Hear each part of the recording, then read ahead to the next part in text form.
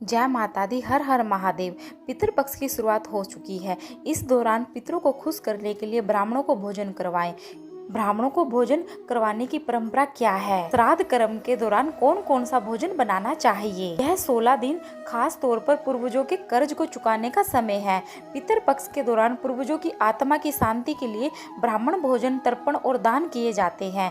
कहा जाता है कि अपने पितरों के श्राद्ध करने के दौरान भोजन बनाते समय कुछ बातों का ध्यान जरूरी रखना चाहिए। इस वीडियो में हम यही चर्चा करेंगे। वीडियो आप लास्ट तक जरूर देखें। कमेंट में ओम पितृदेवाय नमः जरूर लिखें अपने पितरों के लिए। आपके पितरों को कोटि कोटि नमन करते हैं। आपके पितृदेव आपसे प्रसन्न हो, आपसे खुश हो, आपको ढेरों सारा आशीर्वाद देकर पितृपक्ष की समाप्ति पर इस लोक से जाएंगे। तो मंगल कामना है। श्राद्ध कर्म के दौरान अपने पूर्वजों के लिए भोजन बनाते समय इन बातों का ध्यान रखना बहुत जरूरी है। कहते हैं कि ऐसा नहीं करने से पूर्वज रूठ जाते हैं और बिना भोजन किए लौट जाते हैं। श्राद्ध के दौरान अगर आप पितरों के निमित्त भोजन बना रहे हैं तो शुद्धता का ध्यान जरूर रखें। भोजन बनाने से पहले अपने घर खासकर रसोई को अच्छी तरह से साफ कर लें। शास्त्रों की माने तो शुद्धता से पितर प्रसन्न होते हैं और श्राद्ध का फल मिलता है। घर की महिलाओं को स्नान के बाद ही भोजन की तैयारी करनी चाहिए। जिस दिन आप अपने पूर्वजों का या अपने पितरों का श्राद्ध निकाल रहे हैं,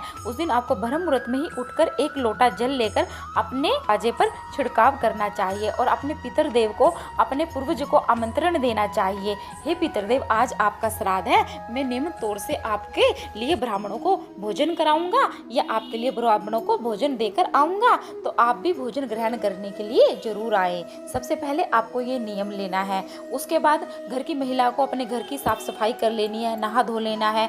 नहा धोकर अपने घर की गैस को अच्छे से साफ करना है। बर्तन कोई भी किचन में जूठा नहीं होना चाहिए, इस बात का भी ध्यान रखना है। उसके बाद आपको सात्विक भोजन बनाना चाहिए। पितरों के नाम भोजन बनाने के लिए प्याज, लहसुन, पीली सरसों के तेल और बैंगन का इस्तेमाल बिल्कुल भी नहीं करना चाहिए।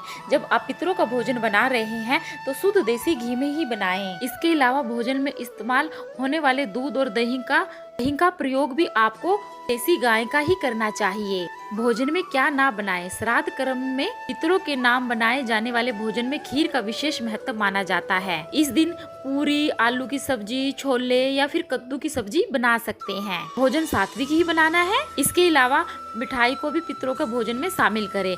जलेबी आप पितरों के भोजन में जरूर शामिल करें। बर्तनों का भी आप ध्यान रखें। जब तक ब्राह्मण भोजन ना खाए तब तक खुद भी भोजन ना करें। ब्राह्मणों को कांसे, चांदी या फिर पत्तल में ही भोजन करवाएं।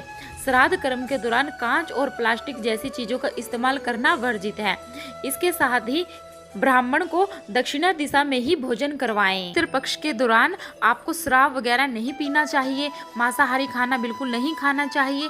बासी खाना भी आपको नहीं खाना चाहिए। अगर आपके घर में श्राद्ध है तो जिसे भोजन कराया जा रहा है उसे और भोजन कराने वाले दोनों को ही बासी खाने से बिल्कुल दूर रहना चाहिए।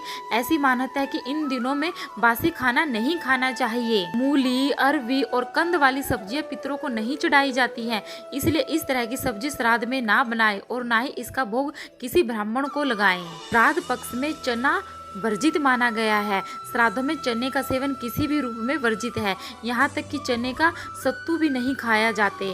वैसे श्राद्धों में हर तरह के सत्तू भी खाने वर्जित ही होते हैं। मसूर की दाल श्राद्ध पक्ष में कैसा भी कच्चा खाना हो, यानी कि दाल, चावल, रोटी नहीं खाई जाती है और ना ही खिलाई जाती है। अन्य दालें जैसे कि मूंग, उड़द की दाल, दही बड़ा, कचौड़ी आदि बनाने के लिए इस्तेमाल हो सकती है, लेकिन मसूर की दाल किसी भी रूप में श्राद्ध के दौरान नहीं प्रयोग की जाती। पितृपक्ष के दौरान गाजर का भी सेवन नहीं करना चाहिए। दरअसल मूली और गाजर अशुद्ध माना जाता है। पूजा पाठ में इनका इस्तेमाल भी वर्जित है। इन सब्जियों का संबंध राहु से होता है। पितृपक्ष में करेले की सब्जी का भी सेवन नहीं करना चाहिए, वरना आपके पितर आपसे नाराज हो सकते हैं। पितृपक्ष में दूध का सेवन नहीं करना चाहिए। हालांकि आप जिस दिन पितरों की तिथि है उस दिन उनके नाम से खीर बना सकते हैं। दरअसल खीर को पितरों का भोजन माना गया है, इसलिए खीर का सेवन आप कर सकते हैं। जब भी आप पितरों के लिए खाना बना रहे हैं, जैसे हम थोड़ा सा जीरे का तड़का लगाते हैं ना, तो ऐसे ही हमें थोड़े से काले तिल भी उस सब्जी में डालने चाहिए। काले तिल पूरी में भी डालने चाहिए। काले तिल डालने से उसका फल अक्षय होता है। कहा जाता है कि तिल पिशाचों से श्राद्ध की रक्षा करते हैं, इसलिए खाने में तिल का इस्तेमाल किया जाता है। मशरूम भी नहीं हमें खाना चाहिए, ज्यादा या कम पके फल हमें नहीं खाने चाहिए। तरबूज, खुबानी, बेर, कटहल ये सब हमें नहीं खाने चाहिए।